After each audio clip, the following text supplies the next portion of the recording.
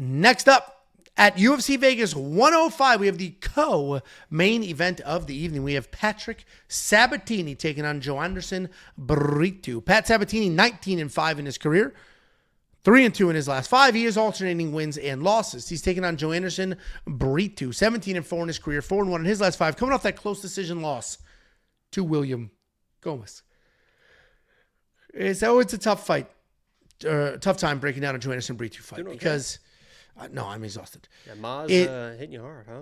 How's it feel eating all that? Do you even react? Does your body even react to something like that? If I eat that, I'm like, woo.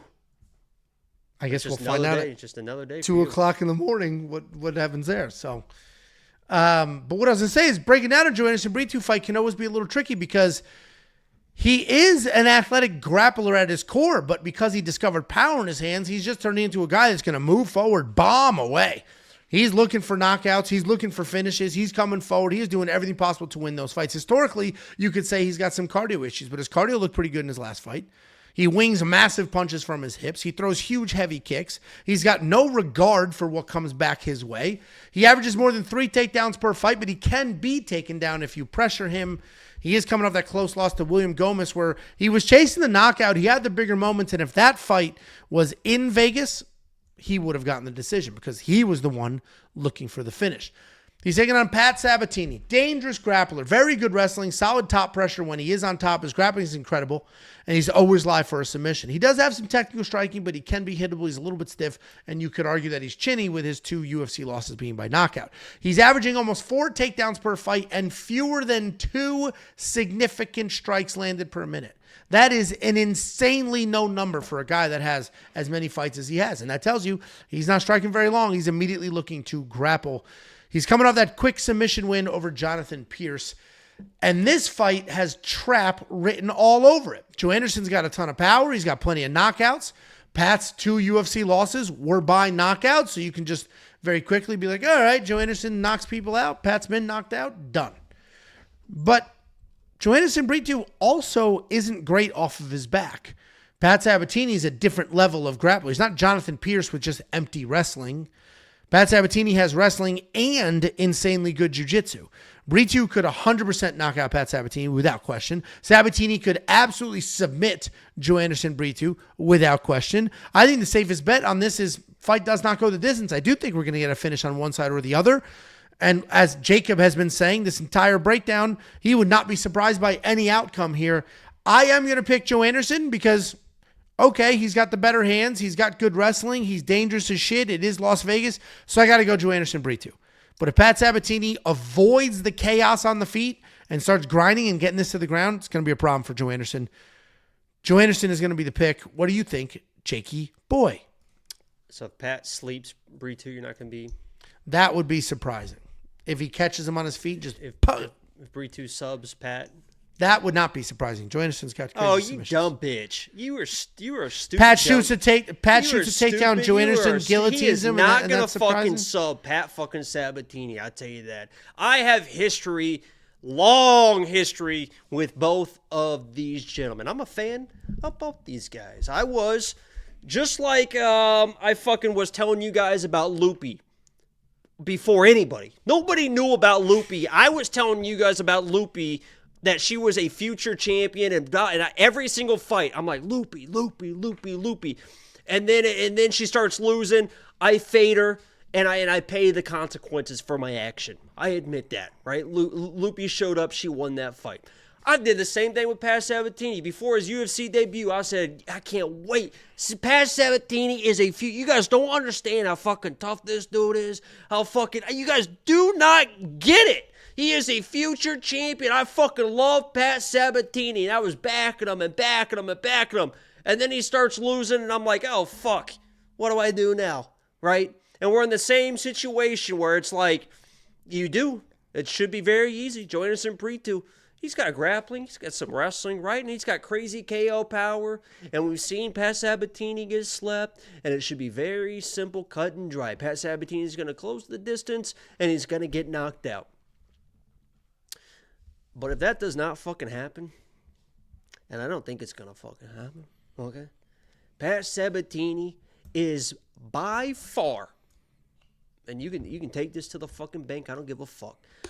By far the best grappler at 145, and it's not even fucking close. Not only is he a finisher on the ground, but his control is out of this fucking world. If he gets his fucking hands on Joanderson Brito and he gets him to the ground, that dude is fucking going nowhere. He is going nowhere. Just like fucking bone saws. I got you for 3 minutes.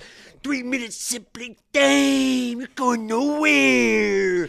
That is fucking Pat Sabatini when he gets his hands on you. So if Joanderson Brito doesn't get that fucking takedown, or doesn't get that fucking knockout in the first 30 seconds, and Pat gets this takedown, that dude's fucking going nowhere. And if he does try to go anywhere, because he's probably going to try to scramble, Pat will choke him the fuck out. And I'm not even worried if they get out of the first round, because Pat, if he can survive the first 30 seconds, what do strikers do? They get even more aggressive to start the second round. Joanderson's going to load up even more to start the second round. And Pat, once he gets in the flow of the fight, his level changes get even better. And you can watch his fights and see that. You just got to survive that first shot. And if he gets on this dude's hips, he is fucking going nowhere. And he's probably going to get submitted. But I would not be crazy surprised if Joanderson's able to just kind of stall out, go all anti-submission defense, and Pat wins a decision. So I like Pat to get it done. I did play it a little bit both ways. Obviously, there is a little, I'm still a little bit concerned about Pat and that chin the first whatever. But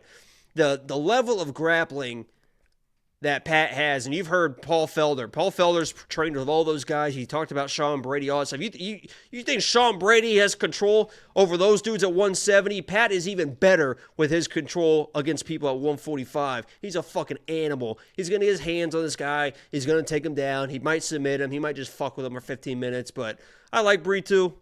I'm going Patty. I'm back on the Patty train, baby. Yeah, I mean, listen, I went the other side with it because I think Joanderson just has more ways to win, and Pat really just has sort of one path to victory there. But I opened it up by saying this has trap written all over it. There's going to be a lot of people, if Pat does what he does and does get his wrestling going, a lot of people talking about, oh, I was going to make $400 million, and then Joanderson Brito, leg of my parlay, lost. I would not parlay Joanderson Brito. If you want to bet on him, there's definitely a lot of different bets that you could experiment with. I would not be parlaying. We just this saw, card. and I don't want to make too much of a comparison here, but we just saw last week, I warned people about Jamal Emmers and the way that he throws strikes. He gets very aggressive in his striking, and if he did not respect the takedowns of Fly, he was going to get fucking taken down. And anybody that had Jamal Emmers and everything, including Angelo, had to be scared out of their fucking mind when Fly picks this dude up on the level change over an overextended shot, takes him down, and Jamal is very fucking lucky he got his shoulder into that position and got out from Fly being on his back. Even if Pat gets in that position that soon, this fight's over. Brito's going nowhere. I couldn't, watching that back, I could not believe that Jamal Emmers got out of that. That was basically a full 100% rear naked choke. He was just like a half an inch too far over. And that's the difference between getting and not getting it. I mean, he just fell backwards, gave up his back, both hooks in, and then Jamal somehow just kind of went, yeah, and just fucking got his shoulder out just a little bit. And obviously Fly was a little bit stupid trying to hold on to that non-choke or whatever, but that's just kind of what he does. Pat's not going to do something like that. No, that was dicey. You did nail that, like what could happen perfectly, and something similar could happen here. Joanderson is coming off that loss, though, and sometimes we do see people sort of overcompensate. Joanderson knows that he knows that Pat's chinny. He knows he's got power, and Brito, he's a fucking. I mean, this dude's a wild fucking dude. I mean, there's nobody that overthrows more than Joanderson fucking Brito. And the second Pat sees that fucking look in his eye, Pat's got those level changes, man. Listen, I'll be. I don't quite have any action yet on this fight. I'll probably. The round line's 1.5, so I'm not going to do under that, but I might throw something on. Does not go the distance. Something to that effect. I did. No, great. Spoiler alert. And if you do want to check out all the other picks and bets, just go to WeWantPicks.com. Click Become a Member at the top. It's only $10 for an entire month. It's minus $190 now. I got it minus $150. And you're going to beat the line movement because we will send you push notifications to your phone when we place bets. You don't need to be a premium member, though. We'll send you push notifications no matter what. They just won't be the actual bets themselves, but you will be notified of crazy things that happen, like this last weekend when the Joe Pyfer fight canceled a few hours before. We said, hey guys, thank you for downloading the app. Check your shit because this fight was just dropped. WeWantPicks.com. Click become a member. It's $10 for an entire month.